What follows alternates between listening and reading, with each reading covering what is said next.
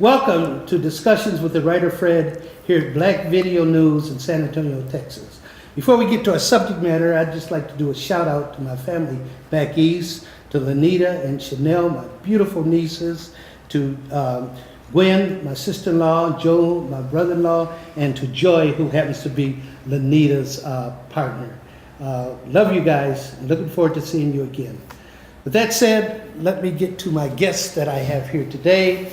And right to my right here, I have Reverend Terrence Hayes, who is pastor of Windcrest United Methodist Church in San Antonio, Texas. And I have Carrie Clack, who happens to be former columnist for the San Antonio Express News, was the district director for Congressman Joaquin Castro, and is an excellent and superb writer. Thank you. And I don't say that about too many writers. Thank you. And the reason I asked these gentlemen to be my guests today, because as you know, we're in the middle of Dream Week, which is leading up to the march on Monday here in San Antonio, Texas. And it struck me that we've adopted this Dream Week, and so I went back and did a little research on Dr. King's I Have a Dream speech. And what I found out is that there were certain elements in that speech that other people took and talked about.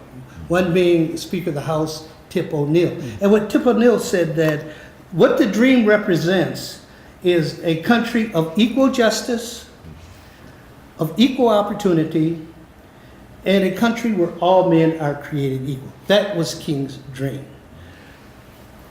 I think a couple weeks after King's dream, Malcolm X said, "You gotta be kidding. This is not a dream, it's a nightmare."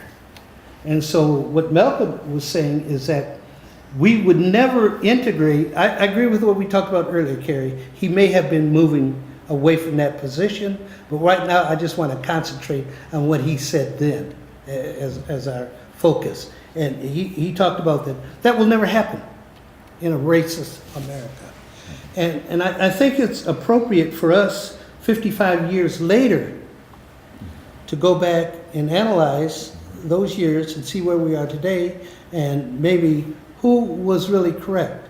Was King that this is all going to work out for everyone? You'll have equal justice, equal opportunity? Or Malcolm, who said that dream's a nightmare for black people in this country, and until they separate, it will remain a nightmare. So Reverend Hayes, I'll turn to you first, okay? Let you take a shot at it. Who was I don't necessarily need to put it this way. Who was correct, Dr. King or Malcolm? Or is there a coming together in what they're both saying? Well, I think it's a blending of both. It has been a dream and it has been a nightmare at the same time. The issue of incarceration for African Americans is on an all-time high. 75% of women who are pregnant without a spouse or significant other is more vested in the black community than it is anyplace else. Surely we aren't noted for the lynchings that happened between 1935 and 1950, the 3,000 or 4,000 people that were killed and lynched then, but ultimately things are still happening with health care. That's a form of lynching. The lack of ability to have access to housing, fair housing, and that kind of thing. It's not about money. It's about race, it's about culture, it's about the lack of culture in this United States. So it's a dream, and it's also a nightmare at the same time. Okay, when you say healthcare, it's like a form of lynching. Yes. I find that a unique way to put it. Unless you're affluent with a income of $60,000 or above, you have a very difficult time in having health care and being able to provide for your family as well as others for whom you love and yourself. You know, if you decide, if something happens and you develop cancer or some truly critical issue, there may not be subsistence level assistance from the government as it once was. Okay. It's becoming a nightmare that way. So between housing, even food availability, and healthcare, it is a nightmare. Okay, we might come back to this subject matter a little later on, because the way I'd like to approach it is looking at the recent tax cut. And how are they going to make up when they go from taxing corporations at 35% to 20% or 21%, that's a lot of money that's not going to be available in the public sector. And how are they going to cover that? But we'll come back to that later. Carrie, can you address the issue at hand? Well, I think, going back to what Speaker O'Neill said, I think he's correct. And because I think that statement also understands that when King was standing on the steps of the Lincoln Memorial, articulating his dream, it was just that, a dream. He wasn't saying this is how it is now. And where I disagree with Malcolm is, yes, it was a nightmare as things were then, but what King was referring to with his dream and about the ideals being expressed in the Declaration of Independence and the Constitution actually being realized, that's not a nightmare. I mean, that's the dream. So I think the problem a lot of times is that, especially all these years later, we too many people tend to treat the "I Have a Dream" speech as the only speech she ever gave, and then to make it sound as if it was something where, okay, we've done our work. He was just saying that America's a work in progress, Right. So, and we're still a work in progress 55 years later. I'd like to address what you just said, that all you're going to be heard, only things to be heard this whole weekend is that I have a dream. And let me share a little history how that happened. When we met on Capitol Hill, when I was working for Senator Birch Bayh, and Peter Parham was with Senator Kennedy, and we met with the senators, and after we agreed to have the hearing on the Senate side, to open up the whole issue of the holiday, and credit Scott King was said. And the question was, how can we make these conservative senators buy off on making Dr. King's birthday a national holiday? It couldn't be the other part of his speeches. They wouldn't have gone for it. So what was pleasant to the ear of everyone was that I have a dream. I mean, that sounds great, the dream of a perfect America. Yeah. And that's what we bought off on. And so if you go back into the annals of the Senate journals, when Kennedy introduced the bill and Bayh was there, I wrote Birch Bayh's speech. And what I made sure was in there was the I have a dream. I didn't mention anything about the uncashed check. Yeah. Peter did the same thing with Kennedy's speech. And lo and behold, that's what caught. I didn't know that. And everything in the Senate and House after that was about the I have a dream part of the speech. That's fascinating. And Carrie, you're right. And I think those things that were not discussed are probably the things that Malcolm was stressing. Yes. The uncashed check. And what they had over 100 years to have cashed that check and created equality. No one can argue. I always debate with people, this freedom now is not correct. The 13th Amendment gave us freedom, but what they forgot to attach to it was equality. Yeah. And that's how the whole civil rights movement comes about, because after that we're fighting for equality. And so I think that Malcolm would have, well, he did he disagreed with King. So how do you think, what progress are we making, do you think? We don't have to look at today, right now. But just take the 55 years. What progress from 1963 did we make? Anyone want to take a crack at it? Well, indeed, we've had an African-American president who was as sterling and as academic as any person on the planet.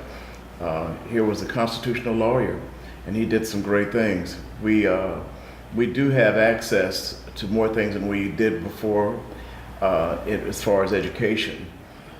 One of the problems that I see, though, is taking advantage of the access. We need more people like ourselves to go out to community and talk to some of these young African Americans and young whites to talk about the fact that they need to take advantage of some of the opportunities that are there. Very often we don't, but they're there, Well, do you think, I hear what you're saying. Is it part of our community culture is so far gone that we can't reach them? No. And it's You're not. optimistic. I'm optimistic, and it's not just African Americans. It is the discouraging kinds of things that happened leading up from the 50s and the 70s that some of these kids, particularly the millennial and the Gen Xers, have backed off from because they don't believe in the dream, you know. But the motivation that we have to push forward, like with the Carver Culture Center, like with African American entrepreneurs, we have to come together with other people to say this is something that can happen. You can be brilliant. I was with a young lady yesterday who had some situations going on, but I saw the genius in her, and everything that I saw, I told her, and she was shocked that anybody saw them in her. So whatever the ethnicity, we've got to tell people how great they are. We've got to push forward the positive dream because the opportunity is there. And if we don't, then there will be other malevolent entities that will come in and destroy us and destroy our youth for generations to come, because it is about financial things for those people who have power. You know, they are very destructive right now because they don't care necessarily about the masses. And if culture is to design itself into something really wonderful and relevant, as King's dream was, we're going to have to think about everybody, not just ourselves. Well, 2 years ago, right at the end of the march, they had a shootout. Yeah. They had a shootout. So It wasn't the first time that's It wasn't. Yeah. So how do we deal? If the dream is supposed to be for everyone, well, we know just from the statistic we heard a little while ago that in San Antonio, I guess only 1% of the black population makes six figures. That's 99% that doesn't. Well, they're happy with the King dream, I'm sure.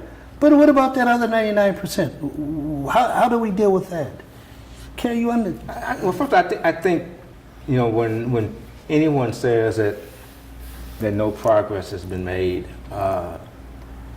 in you know, since the civil rights, since the 60s, it's you know, it's a display of ignorance, and it's a disservice to that generation, all those folks, not just black folk, white folks, everybody who were part of the civil rights movement. And it also, when you say that nothing's been done, then what's the use of going on? Because I mean, if you're saying there's been no progress, then history is static, and the way things are now is the way they've always been, and that's not how it is. But the key is always to build upon the changes that have come. And you know, towards the end of his life, King was one. You know, when we celebrate his birthday as a national holiday. The last Gallup poll done on King and his popularity, he had a 32% approval rating. Really? 63% disapproval. Those are Trump-like numbers. and King was speaking out against the Vietnam War, but he was also speaking out more about what we were talking about, Reverend, is economics and expanding economic opportunity for people. And so it's when you know, and that's when King began to be criticized more, not just by elected officials, but even by his allies in the civil rights movement. And who say he shouldn't be talking about Vietnam and shouldn't be talking about economic inequality. And he said, you know, I want a Nobel Peace Prize. I've been fighting segregation all my life. I'm not going to segregate my moral concerns. So I think the next phase, I think that a lot of us have been saying for years, has always been the economic equality of all kinds, but you know, economic opportunities and you know, becoming a less inequitable nation, inequitable city. That's still part of the dream that hasn't been realized yet. Okay, we're going to take a break here, and when we come back, I want to address this whole issue from the perspective of this separatist integrationist argument, because the folks that argue the nightmare argue for separatism, and the people that argue the dream will be assimilations. So let's take a look at that after we come back from our break. Testing. Why did the girl ask the mushroom to dance? because he was a fun guy.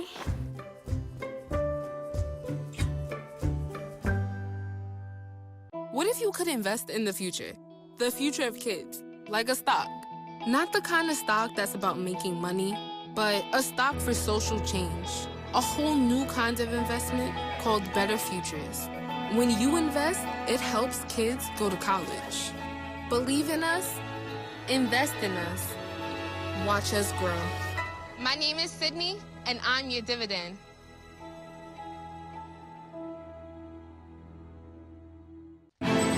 Nothing to do this week? Don't miss another event. Go to blacksinsanantonio.com for our event calendar. The home of the largest business directory in San Antonio with an African American focus. Sign up today for our weekly e-blast and text message alerts. Help us make this a better community. Connect, empower, grow. Hello, my friends. This is the Reverend Dr. Jerry William Daly, proud pastor of the Macedonia Baptist Church. This year, I invite you to come and join us February 24th for the 2018 Clergy Hall of Fame. It will be held at the Antioch Sports Complex. I'm excited about it being a 2015 inductee. Would you join me as we honor two godly men? Reverend Dr. Randa Drape of Maranatha Christian Church, renowned Reverend Dr. Reuben R. Shield, who pastored Friendship Baptist Church for so many years. On this special day, we will come together, local clergy, we'll fellowship, we're going to break bread and take a few photos. Won't you tell a friend, bring a friend. I can't wait to see you there. Be blessed, Pastor D. Be blessed, Pastor D.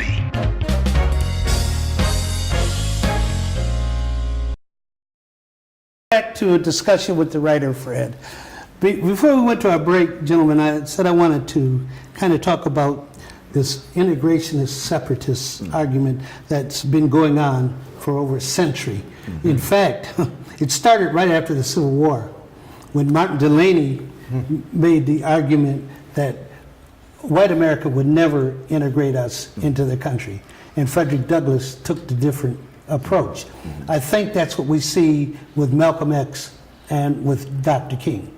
Malcolm X was making the separatist argument, and King was making the assimilationist argument.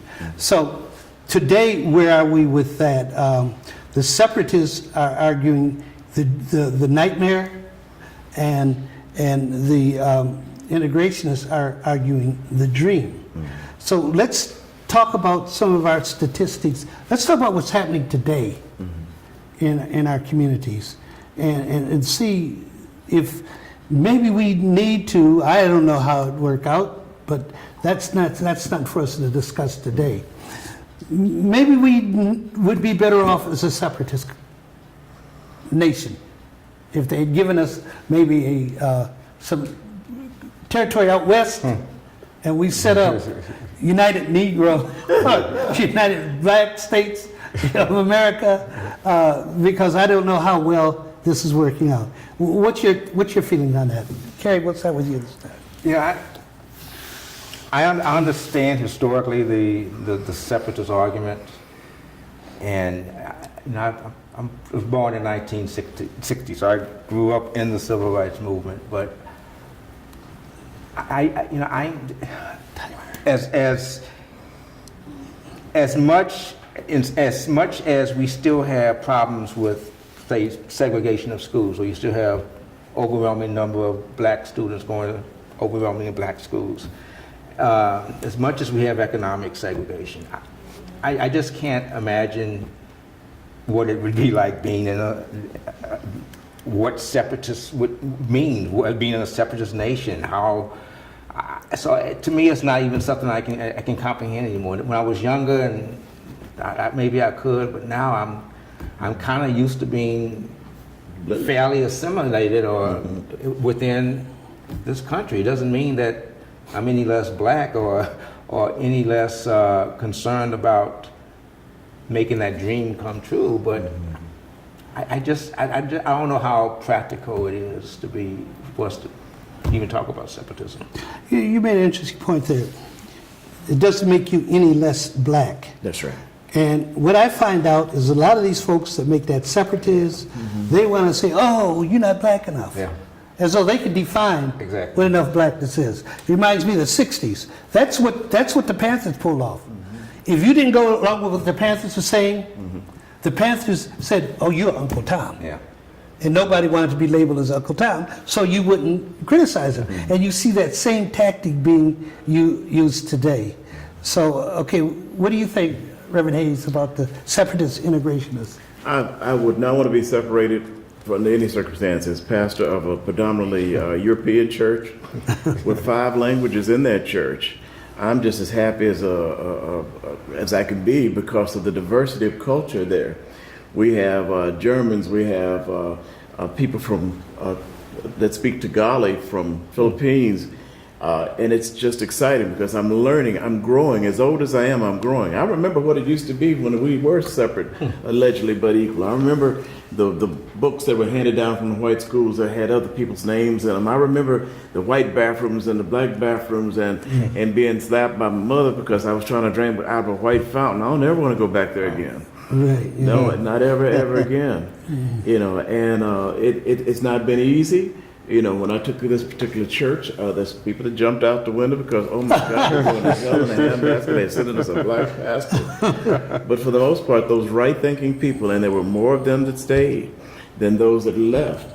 And it's been a joy, you know, because it's been a growing experience probably on both parts. I know I've grown. So do you feel that today there are more, I'll use your term, right-thinking white people than there are the Trump thinkers? I do. I do. I think now, I think more of the ones who think like Trump are more out in the open. They've been emboldened to let their voices be known and less bashful. But again, the way it was 50, 55 years ago, and there's something to be said about the millennials. And I mean, one of the problems with millennials not knowing anything about the civil rights movement, black or white, is that they haven't had the same experiences with racism, black or white.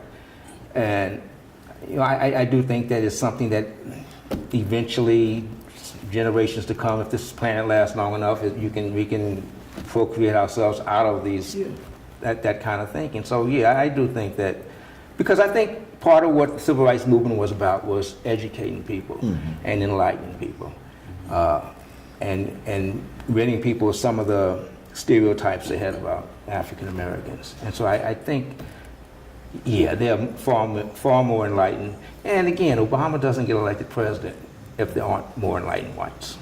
Okay, let's go back in your career to when you were a columnist to Express News. I know you got a lot of people who responded to your columns. Do you have any idea statistically what was the breakdown? Those that were in favor, or not necessarily in favor, but not really critical of you, just from the standpoint that you are a black columnist? Just going, you know, just from email and phone messages, most were very favorable and positive. Those that weren't, and you could, those that weren't, the racism would come out pretty quickly in their messages, and sometimes they'd find something racial in a column that really wasn't racial there. And I know, and also when you are a columnist of color or a woman columnist, I mean, anybody who gives their opinion for a living is going to be criticized, but when you're of color or a woman, they'll go after your color, they'll go after your ethnicity, they'll go after the fact that you're a woman. So, yeah, I mean, I had my share of people who were obviously racist and had problems with me having the position I did and the positions that I took in print. But overwhelmingly, it was a good experience. The people who even disagreed with me at least respected me. Yeah. Okay. Let's, in the 60s, when Malcolm was making the nightmare argument, you had Muhammad Ali and even Kareem Abdul-Jabbar, Tommy Smith, and John Carlos lent support to his position by what they did.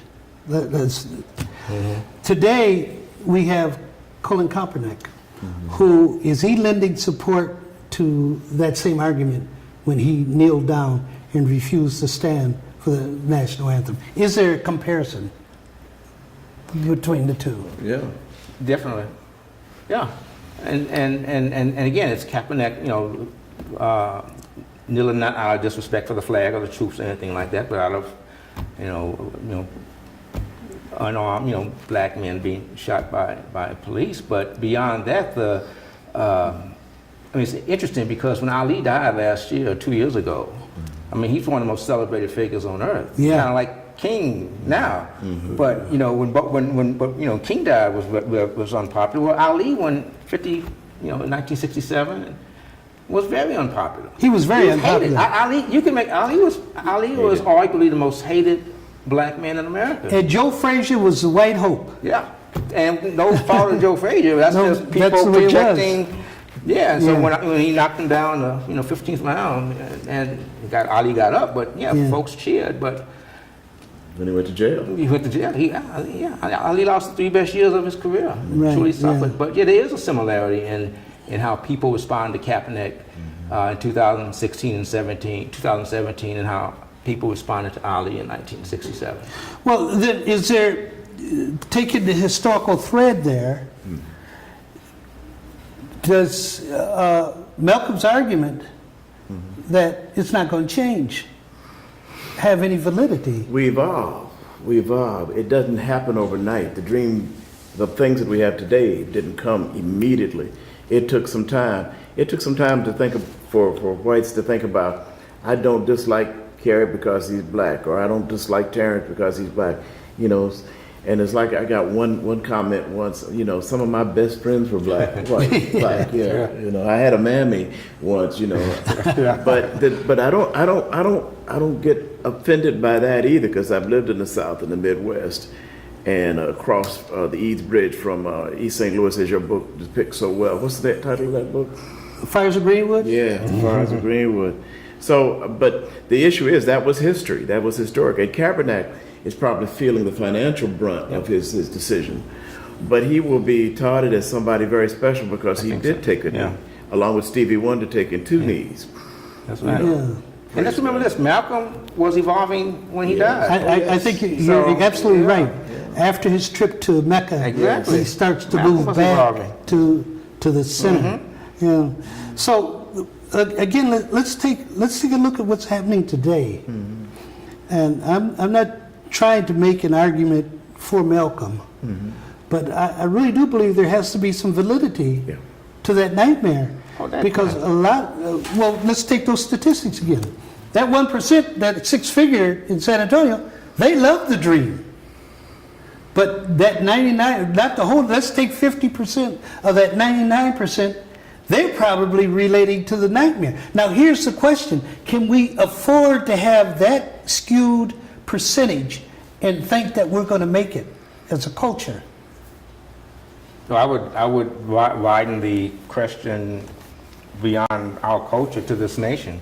Can we survive with this growing economic inequality and widening disparity that's happening, that was already in play before the current president came into office? And that's the question that's the question that King was asking at the time of his death. And that's, when you talk about something that really has changed and may have gotten worse, is that widening economic inequality between the haves and the have-nots. And it's worse for us. Yeah, of course, always is. Yeah. Malcolm wasn't wrong about the nightmare part. About as conditions are, the statistics that we quoted. That part he wasn't.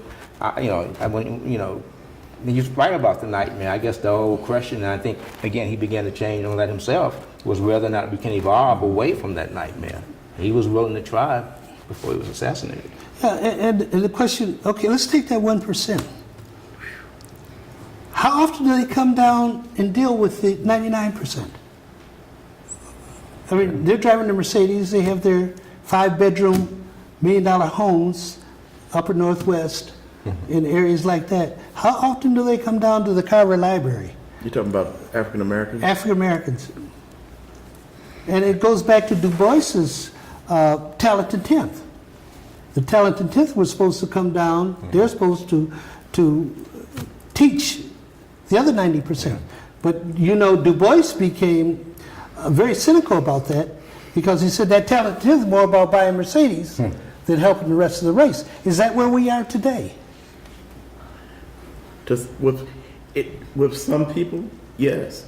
You know, we don't want to come down or soil ourselves or coming down to the east side. It's frightening down there, you know, and they don't know anything about being down there because they never lived down there or worked down there, you know. But here again, if you go historically, the Honorable Elijah Muhammad, peace be unto his name, lived well. And he had a number of wives. Come on now. You know, and a whole situation. So we've got to look at the sincerity of people willing to give their very lives and their incomes to people who do that, like a Martin Luther King. I mean, his family was in danger all the time. And I understand Malcolm Little, who became Malcolm X, because he came out of a situation where his family was lynched. Yes, His father. The father was, and they burned his house down. So, I mean, that's an indelible mark on his life that he never got away from. You know. So how do you all feel about going forward? Is there some way we need to reach out Heck yeah. to this 1% and try to get them to somehow relate?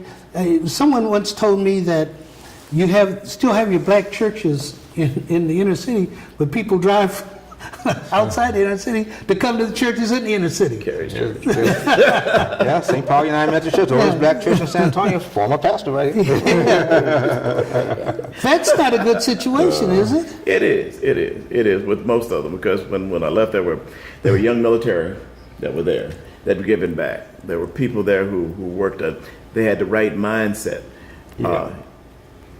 When I got there, it was a very conflicted place because there were people that were very angry about the white black, but they were angry at other blacks too, because of all of the stuff they had been through. The anger never stopped breeding. I mean, we're only 4 generations out of slavery. Yes. You know, I'm angry about a lot of stuff that happened or could happen. I went down and meet Morris Dees down in Montgomery at the Civil Rights Center, and You're talking about Southern Poverty Law Center. Morris Dees was the founder, and worked to do things. He put his life on the line as a white lawyer who could have done extremely well financially, but he had to have guards protecting him 24/7. So the dream is there, but it's right-minded people on all ethnicities who can make a difference. You know, I want my daughter to realize her dream when she's got a friend who's a rapper and she thinks he can make it big, because whether he makes it or not, at least she tried. And we need more black entrepreneurial mindsets, you know, that they can write, like the two of you do so well, and can talk about making money. What's the lady's name that developed the hair? Madam C.J. Walker. Yeah. Yeah, I mean, she brought a lot of black women's hair, but she was one of the first multimillionaires in the world. First female millionaire on her own, and the first black female millionaire. But that's another issue we could discuss another time, because I have problems with the way she made the $1 million. So we're going to wrap up here. So let's start over with Mr. Clack. You want to take a minute to wrap up your feelings about this whole subject matter we've discussed? Yeah, I don't think I'll take the whole minute. I just think again that the dream is an ongoing work, just like this nation's a work in progress. And there's 2 Martin Luther King Jr.'s. There's the comfortable Martin Luther King Jr. who we quote from that speech, and there's the challenging Martin Luther King Jr. who reminds us that the dream's not yet, and we still have a lot of work to do, and we still have a lot of reaching out to do, and we need to be more creative. We need to still continue to use nonviolence, because nonviolence is love in action. So we've got to love our people, love all people, and love people so much that we don't want to see them suffer. So we've got to find ways to do that, and that's how we get to that beloved community that was his crest. Right. Reverend Hayes. Mass incarceration is still an issue. I was out at a prison not long ago, and they were doing a Christian Emmaus walk. And out of the 90 or so men who came out there must have been 70-something who were African Americans and Latino. You know, I think we've got to come together and start doing positive things and working and forgetting the differences. Gang violence, as you have mentioned so well, is still a major thing. But I understand the gang concept because very often gang is the only family that you have. Su Familia is a gang member, but there's got to be other ways that the gang can come out of it. Poverty is one of the central things, but I think we can break the poverty chain if we find ways, if we get so hungry that we come together and start working together. Well, thank you, gentlemen. I appreciate it. Thank you. And it's been an interesting conversation. I just want to close by saying that the dream can be a reality and it can come true if you, the viewers out there, will just get involved. Yeah. And I want to thank you all for joining me here today. And I do believe that the dream can become a reality if you, the viewer out there, will get involved. This is the Writer Fred saying, I'll see you again with discussions with the Writer Fred.